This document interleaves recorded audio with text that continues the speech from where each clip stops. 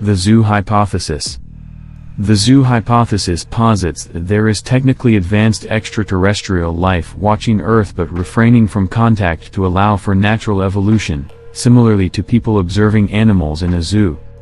Science fiction has populated our galaxy with countless extraterrestrial civilizations and interplanetary conflicts. In the real world, however, we have yet to encounter even the most basic form of alien life, much less a technologically advanced one. Why is this? One possibility is that habitable planets are rare and that intelligent life itself is an anomaly. In other words, we might truly be alone. It's also conceivable that other technically advanced civilizations are simply too far away for either party to know of the other. But what if alien life is widespread in the galactic neighborhood and we've intentionally been excluded from the block party?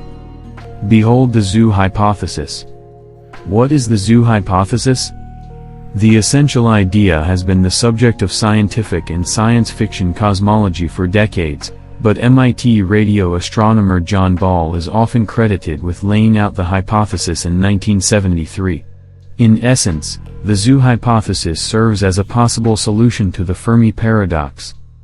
Named for physicist Enrico Fermi, the Fermi paradox refers to the contradiction between the high likelihood of system-spanning intelligent life, according to some interpretations of the Drake equation, which is used to estimate the number of communicating civilizations in our galaxy, and the lack of evidence for such intelligent life.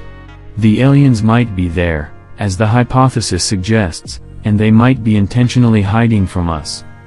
As the name implies, one way to imagine such a scenario is that Earth could be set aside as a sort of zoo or nature reserve.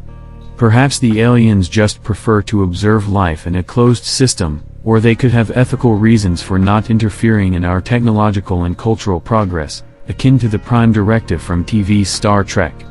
A potentially more sinister interpretation can be found in Ball's laboratory hypothesis: the aliens don't talk to us because we're part of an experiment they're conducting. As astrophysicists William I.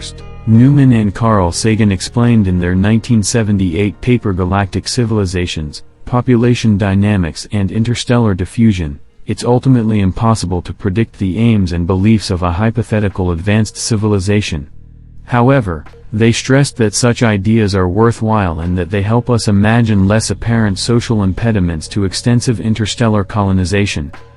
In other words, if we're putting all ideas on the table concerning the possibility of advanced alien life, then the zoo hypothesis has a place in the cosmological lazy Susan. But as particle physicist and co-author of frequently asked questions about the universe, Daniel Whiteson points out, we have to be careful about avoiding anthropocentrism, the tendency to assume that human beings are at the center of cosmic concerns. I think that's pretty unlikely, Whiteson tells us. I don't like that the zoo hypothesis, puts us at the center of things. And it also just seems implausible because it requires a vast galactic conspiracy. When was the last time anyone worked together to keep a secret?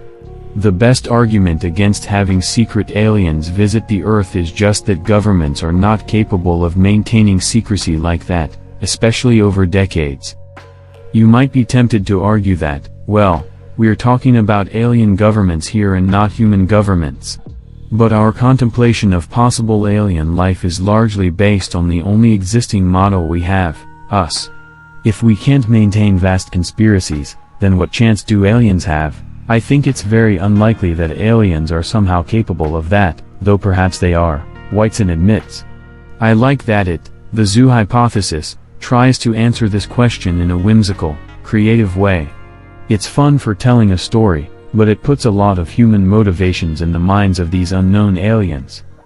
But as Newman and Sagan pointed out, the idea isn't entirely untestable.